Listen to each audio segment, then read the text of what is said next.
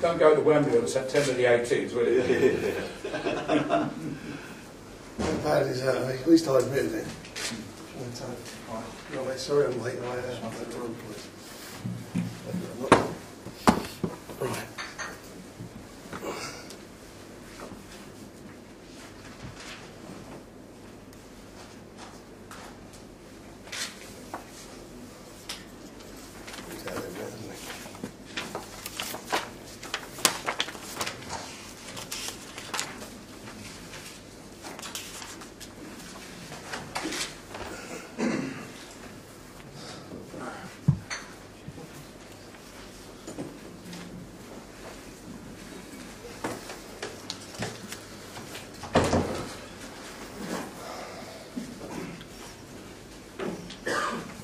Right. Good morning, gentlemen. Thanks for joining us. Apologies for the late start. It's entirely down to me. Bit of old age. I went to the wrong place. Went to where we usually have our press conferences, so I do apologise to everybody. Anyway, we're here today to talk about one of the fights that's taking place on our promotion in Birmingham on the 18th of September, our Magnificent Seven show. One of the quality fights that are on there, and we've got Darren Barker here, who's the British and Commonwealth and European champion, and Matthew Macklin, the former European champion, who's meeting for the British and European title.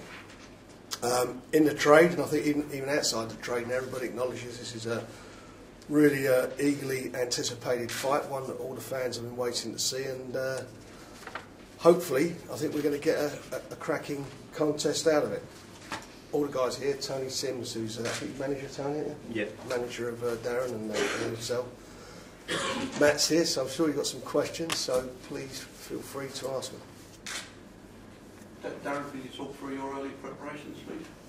Yeah, I mean, it's all going really well, to be honest with you. I mean, the preparation started when I first turned professional. I mean, it's a long journey, and this is, at the moment, the defining fight. So, I mean, the preparation started, as soon as I turned professional for moments like this, and I mean, I'm already in fantastic shape, and really looking forward to it.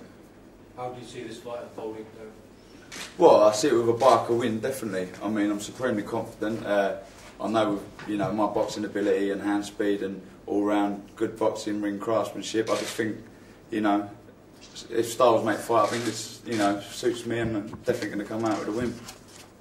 Matthew says Matthew is the Yeah, opponent, he's a good opponent. I mean, I've been wanting the fight for a couple of years now, and I mean, to be honest with you, I think with the 2-year difference, I think it's going to suit me more. I mean, we're both 28 years old, but I feel I'm a younger, fresher 28-year-old. I mean, he's been in some wars and that. See, I think he's an old 28-year-old, and I think that'll show on the 18th.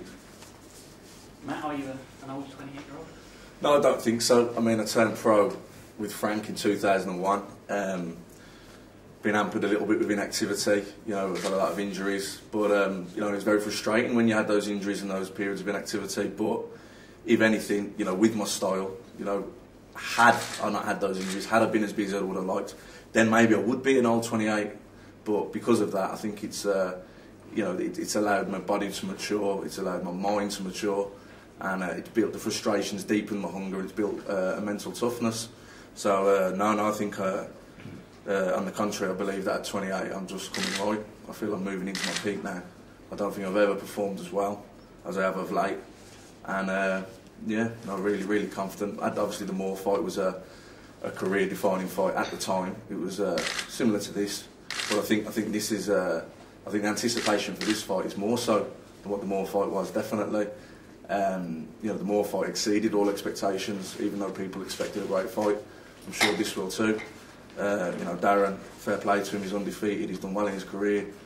He hasn't put a foot wrong really, but at the same tune, he's always been in my shadows, he's always been one step behind. And I believe he'll always be one step behind because I believe I'm a better fighter. And, it was the same in the amateurs, he was a very good amateur, but, I was a better amateur. My pedigree was far superior to his. So, I think it's going to be a great fight.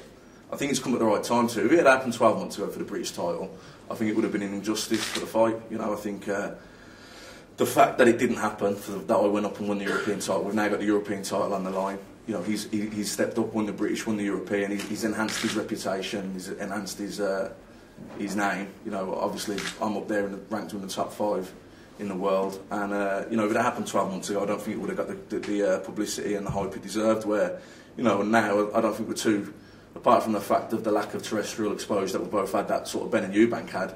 Apart from that factor, I think we're there, and it's at the NEC. So yeah, there's a few things in common, middleweight division. So it should be a great night. How's your association with Freddie racing the wild card? Did you have a bit of help to your career? Yeah, well, like I say, I mean, the proof's in the pudding, and the fight never happened in April. I'd spent 6.5 weeks out there, and the fight never happened, so can't really judge it exactly, because the performance we never had the fight, but I mean, I was feeling really good, you know. I mean, I was probably, well, we were a few weeks out still from the fight, but I was feeling sharp, I was feeling good, I felt, you know, I wasn't just physically fit in my runs, I was fighting fit, you know, I'd sparred like 5-8 rounders, and we were still 5 weeks out from the fight. I was in great shape.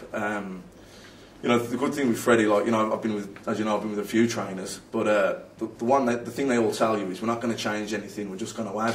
But they all try and eventually change it. But a lot of them have a winning formula with a certain fighter, and you know, whether or not they say one thing, but what you do on the pads, what they're trying to tell you to do shadowboxing, ultimately what you do in the gym, you're going to take into the ring, and you do end up changing your style a bit. And you know, I was uncomfortable with that in times you get caught between styles, but with Freddie, he said it and he meant it. You know, he hasn't tried to change anything. He really has just polished up a few things. And there's sort of things, you know, at 28 and after 28 pro fights and all the amateur things I've done, obviously I'm a good fighter and doing things right. But there are things. There's always room for improvement. And you know, I think he's certainly made a few.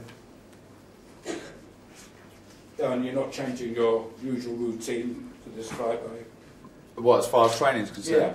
Well, I'm just going to train my heart out. I mean, yeah, but I mean, you're not going anywhere special, like go away to a camp for several oh, we'll weeks. go on training camps, yeah, definitely. I mean, Is that what you normally do? yeah, we'll go away and just going to train like a complete lunatic, because I mean, it's the most How long do you important. go away for? Oh, we'll be away for a few weeks, and I mean, but the beauty of it is, I mean, he's got to go halfway across the world to his gym. I'm only half hour away, and when I do go on a training camp, it's only about 4 hours away. So I mean, I think I'm fortunate to have probably the best and most underrated trainer in boxing on my doorstep, and I'm learning new things every day. I haven't got trainers or anything like that, and yeah, I mean, I'll go on a training camp and I'll, you know, come the 18th, I'll be in there, fantastic. Go into camp, if you don't mind telling me. I'll be in Tenerife. Tenerife will be. Oh, you go out the country, do you? Yeah, we'll go out there, we'll go to Altitude, you know. Right. That's where that mountain is. That's it, Mount Teely, yeah. It's That's where brutal, Ben yeah. used to go there, didn't I have nightmares of it, honestly. It's worth it. But you do it every day, do you?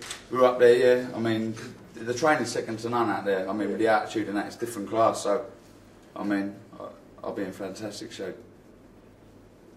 Frank, there's quite a lot of anticipation over this fight. So. Yeah, there is. As I say, it's a fans fight, and it's one that everybody's waiting for in the game to happen for a long time. So, and I think what Matt says is a valid point. It's probably a better fight now than it was a couple of years ago or a year ago. You know, besides the titles that are on the line, they've both progressed. So it's a close fight. Matt's got the advantage of fighting in Birmingham, his hometown. We'll see what that adds to his performance, but it's a toss a coin fight, I think, as far as the fans are concerned.